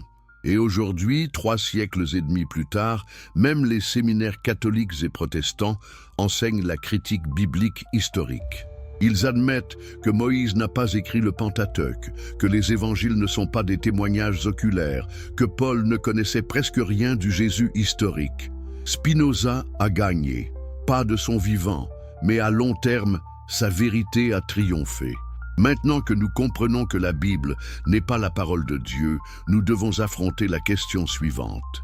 Si les textes sacrés sont humains, si Christ n'était pas divin, si les miracles n'ont jamais eu lieu, alors qu'est-ce que Dieu ? Qui est ce Dieu que Spinoza défend avec tant de passion tout en détruisant toute la structure de la religion traditionnelle ? Préparez-vous, car la réponse va transformer complètement votre compréhension du divin. Fermez les yeux un instant. Imaginez Dieu. Qu'est-ce qui vous vient à l'esprit? Probablement une image héritée de millénaires de conditionnement religieux, un vieillard barbu sur un trône dans les nuages, un juge omniscient qui surveille chacune de vos actions, un Père céleste qui vous aime mais qui vous punira si vous désobéissez, un Créateur qui a fait le monde puis l'observe de l'extérieur. Une personne essentiellement, mais avec des super-pouvoirs infiniment amplifiés. C'est le Dieu du théisme traditionnel, le Dieu de l'Église, le Dieu que vous avez prié toute votre vie. Maintenant, oubliez tout cela, effacez complètement cette image. Parce que le Dieu de Spinoza ne ressemble à rien de tout ça. Il n'est pas une personne. Il n'a pas de volonté, pas d'intention, pas d'émotion. Il ne crée pas le monde, puis se recule pour l'observer. Il ne récompense pas les bons et ne punit pas les méchants. Il ne répond pas aux prières. Il ne s'offusque pas du blasphème. Il ne se soucie pas de savoir si vous allez à l'église le dimanche ou si vous mangez du porc. Alors qu'est-ce que c'est ce Dieu spinoziste? C'est la substance unique et infinie qui constitue tout ce qui existe. Dieu n'est pas séparé de la nature. Dieu est la nature. Deus sive natura. Dieu ou nature. Ces termes sont parfaitement synonymes et interchangeables. Quand vous regardez un arbre, vous regardez Dieu. Quand vous sentez le vent, vous sentez Dieu. Quand vous pensez une pensée, c'est Dieu pensant à travers vous. Rien n'existe en dehors de Dieu car Dieu est tout ce qui existe. Cette idée choque parce qu'elle semble réduire Dieu à la simple matière, à des atomes et des molécules sans conscience. C'est de l'athéisme déguisé, ont crié les critiques de Spinoza. Si Dieu est juste la nature, alors pourquoi l'appeler Dieu du tout? Pourquoi ne pas simplement être honnête et dire que vous êtes matérialiste athée? Mais Spinoza insiste que ce n'est pas de l'athéisme. C'est la seule vraie théologie rationnelle. Laissez-moi expliquer pourquoi. Le problème avec le Dieu traditionnel personnel, c'est qu'il crée des contradictions logiques insolubles. Si Dieu est infini, comment peut-il créer quelque chose en dehors de lui-même? Par définition, l'infini n'a pas d'extérieur. Tout doit être contenu à l'intérieur de l'infini. Donc si Dieu crée l'univers ne peut pas être séparé de Dieu.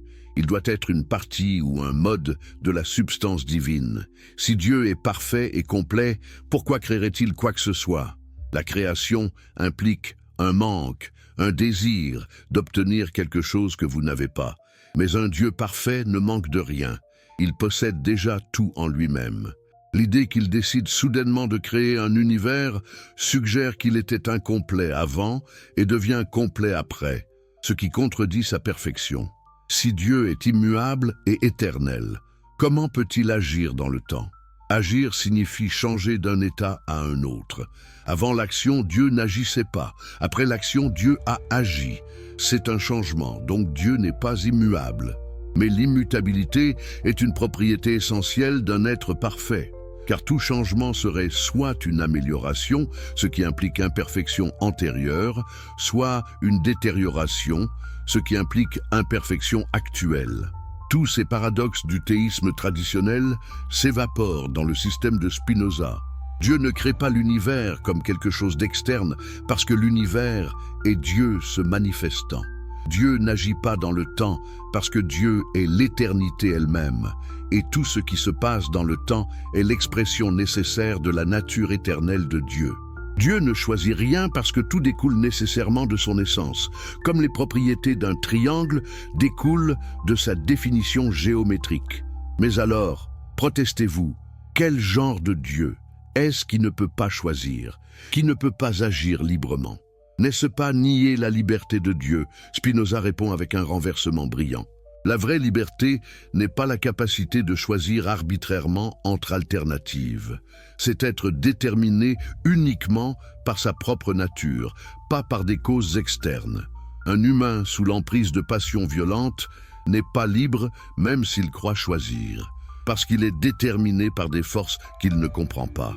Un sage qui agit selon la raison est plus libre, même si ses actions sont déterminées par sa compréhension rationnelle, parce qu'il est autodéterminé, pas poussé par des causes externes. De même, Dieu est parfaitement libre, parce qu'il est déterminé uniquement par sa propre nature, pas par quoi que ce soit d'externe à lui-même, car rien n'est externe à lui. Ses actions sont nécessaires, non par contrainte, mais par l'expression de son essence parfaite.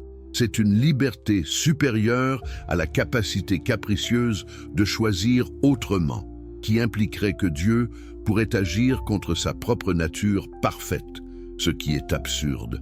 Maintenant, considérons ce que cela signifie pour nous. Si nous sommes des modes de la substance divine, alors nous sommes littéralement des parties de Dieu. Pas des créatures séparées que Dieu a faites, mais des expressions de l'être divin lui-même. Votre conscience en ce moment est Dieu étant conscient à travers la forme particulière qui est vous. Vos pensées sont des pensées de Dieu, vos actions sont des actions de Dieu. Vous n'êtes pas séparés du divin, vous êtes divin. Cette idée est simultanément exaltante et terrifiante. Exaltante parce qu'elle signifie que vous êtes infiniment plus qu'un pécheur misérable rampant devant un juge céleste. Vous êtes une manifestation de l'infini. La substance dont vous êtes fait est la même substance qui constitue tout l'univers. Vous êtes liés à toutes et à tous par votre participation commune dans la nature divine. C'est le fondement métaphysique de l'éthique d'amour universel et de compassion. Mais c'est aussi terrifiant parce que cela élimine toute transcendance confortable. Il n'y a pas de Dieu séparé qui va vous sauver. Il n'y a pas d'intervention miraculeuse qui va suspendre les lois naturelles pour votre bénéfice. Vous êtes soumis aux mêmes lois implacables qui gouvernent tout le reste de la nature. Si vous sautez d'une falaise, vous tombez. Si vous touchez le feu, vous brûlez. Pas parce que Dieu vous punit, mais simplement parce que c'est ainsi que la nature fonctionne et vous êtes une partie de cette nature. Cela signifie aussi que toute la distinction entre naturel et surnaturel s'effondre. Rien n'est surnaturel parce que tout est nature, tout est Dieu. Les prétendus miracles ne sont que des phénomènes naturels que nous ne comprenons pas encore. Les anges et les démons ne sont que des projections psychologiques. Le ciel et l'enfer ne sont pas des lieux post-mortem, mais des états de conscience que nous expérimentons ici et maintenant selon que nous vivons selon la raison ou selon les passions. Et qu'en est-il de la survie après la mort? Spinoza a une réponse nuancée qui déconcerte beaucoup de lecteurs. D'un côté, il est clair que la conscience individuelle ne survit pas à la destruction du corps. Votre ego, votre personnalité, vos souvenirs, tout cela dépend de structures cérébrales qui se décomposent à la mort. Il n'y a pas d'âme immortelle qui s'envole vers le ciel. Quand vous mourrez, la configuration particulière de matière qui constituait votre corps-esprit se dissout et ses composants retournent au flux général de la nature. Mais d'un autre côté, quelque chose de vous participe à l'éternité. La substance dont vous êtes fait est éternelle parce que c'est Dieu. Les idées vraies que vous avez comprises, les relations causales que vous avez saisies par l'intellect, celles-ci sont éternelles parce qu'elles font partie de l'intellect infini de Dieu. Dans la mesure où vous avez vécu selon la raison, compris votre véritable nature, aimé intellectuellement Dieu, vous avez participé à l'éternité. Pas comme ego conscient continuant après la mort, mais comme vérité éternelle réalisée dans votre vie temporelle. C'est une forme d'immortalité subtile qui ne satisfait pas le désir religieux traditionnel de survie personnelle consciente. Mais Spinoza dirait que ce désir lui-même est une illusion née de l'ego. Quand vous comprenez vraiment que vous êtes une vague temporaire dans l'océan infini de l'être, le désir de persister comme vague séparée disparaît. Vous êtes content de retourner à l'océan, sachant que vous n'avez jamais vraiment été séparé de lui. Mais si Dieu est impersonnel, s'il ne récompense ni ne punit, alors pourquoi être moral? Quelle est l'incitation à faire le bien si Dieu s'en fiche? C'est l'objection classique contre tout système éthique non religieux. Et Spinoza a une réponse profonde. L'éthique ne dépend pas de récompenses ou punitions externes. Elle découle de la compréhension rationnelle de ce qui contribue vraiment à notre bien-être et épanouissement. Quand vous comprenez votre vraie nature comme partie de la totalité interconnectée, vous réalisez que nuire aux autres, c'est nuire à vous-même. Pas parce que Dieu va vous punir, mais parce que vous êtes tous interconnectés dans la même substance. L'égoïsme étroit basée sur l'illusion de séparation, mène à la misère. La générosité et la compassion basées sur la reconnaissance de l'unité fondamentale mènent au bonheur véritable. De plus, Spinoza analyse les émotions humaines avec une précision psychologique remarquable. Il montre comment les passions négatives comme la haine, la jalousie, la colère sont des formes de servitude mentale qui nous rendent malheureux. Elles découlent de l'incompréhension de la nature causale de la réalité. Quand nous comprenons que tout se passe nécessairement selon les lois de la nature, que les gens agissent comme ils doivent agir étant donné leur nature et leurs circonstances, la colère et le ressentiment n'ont plus de sens. Cela ne signifie pas l'acceptation passive du mal ou de l'injustice. Cela signifie répondre rationnellement plutôt qu'émotionnellement. Si quelqu'un vous nuit, vous pouvez vous protéger et chercher à changer leur comportement sans les haïr, de la même manière que vous éviteriez un animal dangereux sans lui en vouloir. L'animal suit sa nature. Les humains aussi suivent leur nature, même s'ils ont l'illusion de libre arbitre. Cette perspective mène à ce que Spinoza appelle « amor Dei intellectualis », l'amour intellectuel de Dieu. Ce n'est pas une émotion sentimentale. C'est une compréhension rationnelle de votre participation dans la totalité divine, accompagnée d'une acceptation sereine de votre place dans l'ordre nécessaire de la nature. C'est la paix qui vient de comprendre que tout est exactement comme il doit être, que vous êtes exactement où vous devez être, que toute votre angoisse vient de résister à la réalité plutôt que de la comprendre et de s'aligner avec elle. C'est une spiritualité sans Dieu personnel, une religiosité sans culte, une dévotion sans dogme. Et peut-être est-ce précisément ce dont l'humanité moderne a besoin, une façon de vivre avec révérence et émerveillement face à la réalité sans sacrifier l'intégrité intellectuelle, une façon d'être morale sans avoir besoin de menaces de punition éternelle. Une façon d'appartenir au cosmos sans croire en mythes qui contredisent tout ce que nous savons grâce à la science. Mais voici le paradoxe ultime. En disant que Dieu est tout, Spinoza l'a-t-il rendu rien? Si tout est Dieu, alors le mot Dieu ne distingue plus rien de rien d'autre. C'est juste un synonyme pour réalité ou nature ou existence. Pourquoi utiliser le mot Dieu du tout? Pourquoi ne pas simplement parler de la nature et avoir fini avec ça? Spinoza aurait probablement répondu que le mot Dieu capture quelque chose d'important que le mot nature pourrait manquer. Il pointe vers le caractère sacré, l'unité, la perfection et la nécessité de la totalité. Dire nature suggère quelque chose que nous pouvons manipuler et exploiter. Dire Dieu suggère quelque chose qui commande respect et révérence. C'est plus qu'une différence sémantique. C'est une différence d'attitude, d'approche, de relation à la réalité. De plus, Spinoza écrivait à une époque où l'athéisme explicite était impensable pour la plupart des gens. Parler de Dieu, même d'un Dieu radicalement redéfini, lui permettait de communiquer avec un public qui aurait rejeté un matérialisme franc. Il pouvait subvertir de l'intérieur, transformer le concept de Dieu plutôt que de simplement le rejeter. C'était stratégiquement brillant. Mais cela a aussi créé une ambiguïté que les critiques exploitent encore. Était Spinoza vraiment un croyant avec une conception inhabituelle de Dieu? Ou était-il un athée rusé utilisant un langage théiste pour éviter la persécution? La réponse dépend probablement de vos définitions. Si par Dieu, vous entendez une personne qui crée et gouverne l'univers, alors Spinoza était athée. Si par Dieu vous entendez le fondement ultime de toute réalité, alors Spinoza était un croyant profond. C'est une question terminologique sans réponse objective. Ce qui est indéniable, c'est l'impact de la vision spinoziste de Dieu. Elle a influencé le romantisme, avec son émerveillement face à la nature comme manifestation du divin. Elle a inspiré Einstein, qui a déclaré croire au Dieu de Spinoza, pas au Dieu qui s'occupe des destins et des actions humaines. Elle résonne avec les perspectives environnementales contemporaines qui voient tous les êtres vivants comme interconnectés dans une seule écosphère sacrée.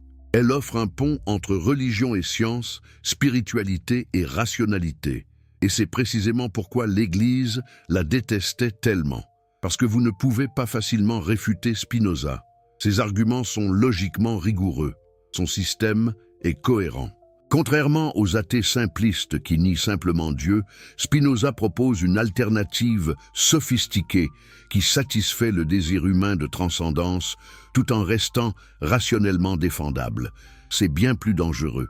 Un athée simple, l'Église peut le dénoncer comme pécheur immoral sans Dieu. Mais Spinoza, il vivait une vie éthiquement irréprochable. Il parlait de Dieu avec révérence. Il critiquait la religion par amour de la vérité, pas par malice. Comment attaquez-vous quelqu'un comme ça? Vous ne pouvez que le diaboliser, prétendre qu'il est hypocrite, que son Dieu n'est pas vraiment Dieu. Mais ces attaques sonnent creux à quiconque lit réellement Spinoza. Et donc l'Église a fait ce qu'elle fait toujours quand elle ne peut pas gagner par argument. Elle a eu recours à la censure, l'intimidation, la diabolisation. Elle a mis Spinoza à l'index. Elle a menacé quiconque le lisait de damnation. Elle a essayé d'effacer son nom de l'histoire. Mais comme nous le verrons maintenant, toutes ces tentatives ont échoué. Spinoza a survécu. Ses idées se sont propagées. Et aujourd'hui, 3 siècles et demi plus tard, son ombre plane toujours sur la civilisation occidentale, dérangeant ceux qui voudraient un retour aux certitudes religieuses simples du passé. Pourquoi l'Église a-t-elle eu si peur d'un philosophe solitaire qui polissait des lentilles dans un village hollandais? Pourquoi ses livres ont-ils été bannis à travers toute l'Europe? Qu'est-ce qui rendait Spinoza si dangereux que son nom seul suffisait à déclencher panique et fureur? C'est l'histoire que nous devons explorer maintenant. Rome, 1677. Le pape Innocent XI est assis dans ses appartements privés au Vatican quand un cardinal lui apporte des nouvelles alarmantes. Baruch Spinoza est mort aux Pays-Bas. Mais ses amis ont publié ses œuvres complètes, y compris son Éthique, le texte le plus subversif jamais écrit contre la religion organisée. Des exemplaires circulent déjà clandestinement à travers l'Europe. Le pape doit agir immédiatement pour contenir cette contagion intellectuelle. En quelques semaines, l'Éthique et toutes les œuvres de Spinoza sont officiellement inscrites à l'Index Librorum Prohibitorum, la liste des livres interdits de l'Église catholique. Posséder, lire ou distribuer ces textes devient un péché mortel punissable d'excommunication. Les autorités ecclésiastiques dans tous les pays catholiques reçoivent instruction de confisquer et brûler tout exemplaire trouvé. Des prêtres prêchent en chair contre le diable Spinoza qui veut détruire la chrétienté. Mais les catholiques ne sont pas seuls dans leur panique. Les protestants sont tout aussi horrifiés. Les autorités calvinistes aux Pays-Bas déclarent les livres de Spinoza blasphématoires et dangereux pour la moralité publique. Les luthériens en Allemagne les dénoncent comme athéisme pur. Les anglicans en Angleterre avertissent que lire Spinoza mène directement à la damnation. Même les juifs, qui avaient déjà excommunié Spinoza de son vivant, redoublent leur condamnation posthume. Qu'est-ce qui unit tous ces groupes religieux normalement hostiles entre eux? La peur. La peur que Spinoza ait trouvé un moyen de détruire la religion qui ne pouvait pas être facilement réfutée. Permettez-moi d'expliquer pourquoi ils avaient raison d'avoir peur. L'éternité sans paradis ni enfer. La vérité terrifiante de Spinoza. Vous êtes-vous déjà demandé ce qui se passe vraiment quand vous mourrez? Pas la version édulcorée que l'Église vous raconte pour vous garder obéissant, mais la vérité nue et brutale sur la fin de votre conscience. Si vous aimez les histoires inspirantes qui brisent toutes vos certitudes et vous obligent à repenser votre existence entière, n'oubliez pas de vous abonner à la chaîne pour ne manquer aucun moment de cette révélation dévastatrice. Et dites-moi en commentaire de quel pays regardez-vous cette vidéo et à quelle heure. Je veux savoir où dans le monde ces vérités résonnent. Si vous êtes sur mobile, donnez un coup de pouce à cette vidéo maintenant. Ça aide vraiment à atteindre plus de personnes qui cherchent des réponses honnêtes. Pendant des millénaires, l'humanité s'est accrochée à une promesse séduisante. Votre vie terrestre n'est qu'un prologue. La vraie vie commence après la mort. Si vous êtes bon, obéissant, croyant, vous gagnerez l'éternité dans un paradis de joie infinie. Si vous êtes mauvais, rebelle, incroyant, vous souffrirez pour toujours dans les flammes de l'enfer. Cette promesse et cette menace ont gouverné des civilisations entières, motivé des guerres, justifié des inquisitions, consolé des milliards de mourants. Et Spinoza dit que c'est une illusion complète. Il n'y a pas de paradis, il n'y a pas d'enfer, il n'y a pas de vie après la mort où votre conscience individuelle continue. Quand votre corps meurt, vous cessez d'exister en tant qu'entité consciente. C'est fini, terminé, le néant. Êtes-vous prêt à affronter cette possibilité? Parce que si Spinoza a raison, vous avez vécu toute votre vie selon un mensonge rassurant qui vous a empêché de vraiment vivre. Mais attendez, proteste le croyant horrifié. Si tout se termine dans le néant, alors pourquoi être moral? Pourquoi ne pas simplement satisfaire tous mes désirs égoïstes, puisqu'il n'y aura pas de jugement après ma mort? Si Dieu ne récompense ni ne punit, alors la vie n'a aucun sens. L'éthique s'effondre, la civilisation s'effondre. C'est le chaos moral total. Spinoza répond avec calme et précision. Vous avez tout à l'envers. C'est précisément parce que cette vie est tout ce que vous avez que vous devriez la vivre pleinement, rationnellement, éthiquement. La moralité fondée sur la peur de la punition ou l'espoir de récompense est la forme la plus basse d'éthique. C'est la moralité d'un enfant ou d'un esclave. La vraie vertu découle de la compréhension de ce qui contribue réellement à votre épanouissement et bonheur authentique. Réfléchissez à ce que cela signifie vraiment. Pendant combien de temps avez-vous reporté votre bonheur, sacrifié vos désirs légitimes, supporté des souffrances inutiles parce qu'on vous a dit que vous seriez récompensé dans l'au-delà? Combien d'années précieuses de votre unique vie avez-vous gaspillé à attendre un paradis qui n'existe pas? C'est peut-être la plus grande tragédie de la religion organisée. Elle vous a fait manquer le seul paradis qui existe vraiment, la vie elle-même, ici et maintenant. Spinoza commence par démolir l'idée même d'âme immortelle. D'où vient cette croyance? Pas de l'observation ou de la raison, mais du désir et de la peur. Les humains sont terrorisés par la mort. L'idée que notre conscience, notre moi, notre identité unique s'éteindra simplement est psychologiquement insupportable. Donc, nous inventons des histoires réconfortantes sur la survie de l'âme. Mais vouloir que quelque chose soit vrai ne le rend pas vrai.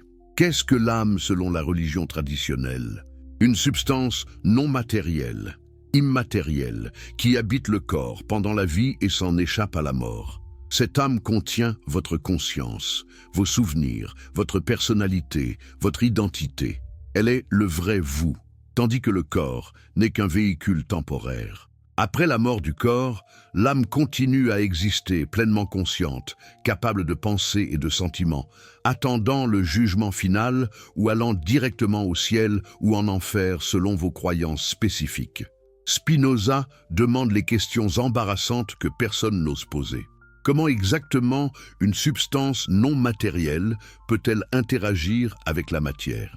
Si l'âme n'est pas physique, comment peut-elle causer des mouvements physiques dans le corps? Comment vos pensées immatérielles peuvent-elles faire bouger votre bras matériel? C'est le fameux problème Mancor que Descartes a essayé de résoudre et échoué lamentablement. Descartes, contemporain de Spinoza, a proposé que l'âme et le corps interagissaient via la glande pinéale dans le cerveau. Mais cela ne résout rien. Comment une âme non spatiale peut-elle interagir avec une glande spatiale? Vous avez juste déplacé le problème d'un niveau. Spinoza rejette complètement ce dualisme cartésien. Il n'y a pas deux substances séparées, l'esprit et la matière. Il n'y a qu'une seule substance avec deux attributs, la pensée et l'étendue. Votre esprit et votre corps ne sont pas deux choses séparées mystérieusement connectées. Ce sont deux aspects de la même chose, deux façons de décrire le même mode de la substance divine. Pensez à un cercle. Vous pouvez le décrire géométriquement avec une équation, ou vous pouvez le dessiner physiquement sur du papier. Ce sont deux descriptions du même objet, pas deux objets séparés, interagissant mystérieusement. De même, votre corps et votre esprit sont deux descriptions du même événement dans la substance unique. Vos pensées correspondent parfaitement à vos états cérébraux, pas parce qu'une âme immatérielle pousse des neurones matériels, mais parce que ce sont simplement deux façons de décrire la même réalité. Maintenant, si votre esprit est simplement un aspect de votre corps physique, que se passe-t-il quand votre corps meurt? L'esprit meurt aussi, nécessairement. Quand le cerveau cesse de fonctionner, la pensée cesse. Il n'y a pas d'âme fantôme qui s'envole pour continuer ailleurs. La configuration particulière de matière qui générait la conscience se dissout et la conscience s'éteint avec elle. C'est exactement comme une flamme qui s'éteint quand vous soufflez une bougie. La flamme n'existe pas indépendamment du processus de combustion. Éteignez le processus et la flamme disparaît instantanément. Mais n'est-ce pas terrifiant? N'est-ce pas déprimant et nihiliste? Spinoza répond, seulement si vous ne comprenez pas vraiment ce que vous êtes. Vous n'êtes pas une entité séparée et isolée destinée à l'annihilation. Vous êtes une vague temporaire dans l'océan infini de l'être. La vague s'élève, existe pendant un moment, puis retombe dans l'océan. Mais l'eau qui constituait la vague ne disparaît pas. Elle retourne simplement à la mer d'où elle est venue. Vous êtes cette vague. Et quand vous mourrez, vous retournez à la source. Plus précisément, dans le système de Spinoza, vous êtes un mode fini de la substance infinie. Pendant votre vie, cette substance s'exprime temporairement sous la forme particulière qui est vous. À votre mort, cette expression particulière cesse, mais la substance elle-même continue éternellement. Vous n'avez jamais vraiment été séparé de cette substance. Votre sentiment de séparation était une illusion de l'ego. Donc votre mort n'est pas une annihilation tragique, mais simplement la fin d'une forme temporaire, tandis que votre essence réelle, la substance divine dont vous êtes fait, persiste à jamais. Cela ressemble peut-être à un jeu de mots philosophique, une consolation intellectuelle faible face à l'horreur de la mort. Mais Spinoza insiste que c'est profondément libérateur si vous le comprenez vraiment. La peur de la mort vient de l'attachement à l'ego, l'illusion que vous êtes cette personne particulière, séparée et unique, qui doit absolument continuer. Mais quand vous réalisez que cette séparation est illusoire, que vous avez toujours été une partie de la totalité infinie, la peur diminue naturellement. Les traditions mystiques de toutes les religions ont compris cela intuitivement. Les soufis parlent de fana, l'annihilation du soi dans l'unité avec Allah. Les bouddhistes parlent de nirvana, l'extinction du soi séparé et la réalisation de l'anatta, la non-existence d'une âme permanente.